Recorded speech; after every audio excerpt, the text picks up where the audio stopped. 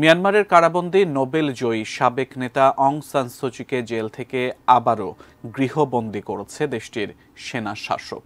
অস্বাভাবিক গরমের কারণে সুচির শারীরিক অবস্থা বিবেচনা করে এই সিদ্ধান্ত নেওয়া হয়েছে বলে সেনাবাহিনীর পক্ষ থেকে জানানো হয়েছে।